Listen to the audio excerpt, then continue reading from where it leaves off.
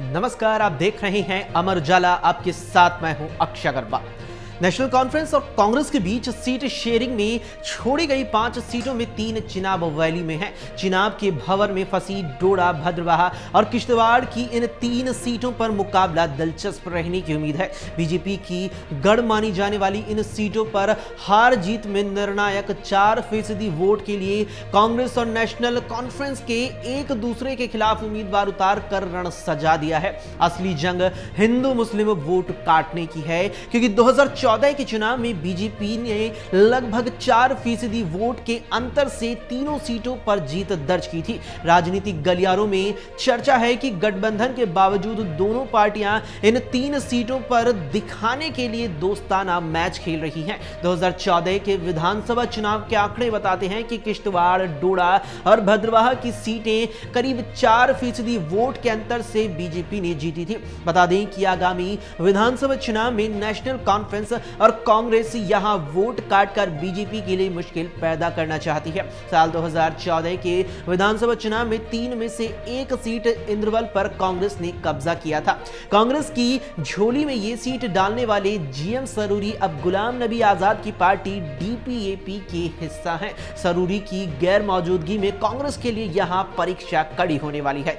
विधानसभा चुनाव के पहले चरण के मतदान के लिए नामांकन प्रक्रिया के बाद चिनाब वैली की 6 सीटों पर बीजेपी, कांग्रेस, पीडीपी और नेशनल कॉन्फ्रेंस के बीच सीधा मुकाबला माना जा रहा है। चिनाब वैली में डोडा पश्चिम, भद्रवाह, किश्तवाड़, पाडर, नागसेनी और इंद्रवाल विधानसभा सीटें हैं। परिसीमन के बाद डोडा पश्चिम और पादर नागसेनी अस्तित्व में आई और पहली बार इन सीटों पर अब चुनाव हो रहा है। सूत्रों का मानना है कि यहां जीत को बरकरार रखने के लिए बीजेपी का परिश्रम बढ़ने वाला है। तो वहीं नेशनल कॉन्फ्रेंस ने डोडा सीट से लगातार 3 बार चुनाव हारे खालिद नजीब सोहरावर्दी को ही टिकट दिया है, जबकि बीजेपी ने यहां से गजय सिंह राणा को चुनावी मैदान में उतारा है। 2014 में बीजेपी के शक्ति परिहार ने इस सीट से कांग्रेस के अब्दुल मजीद वानी को हरा दिया था।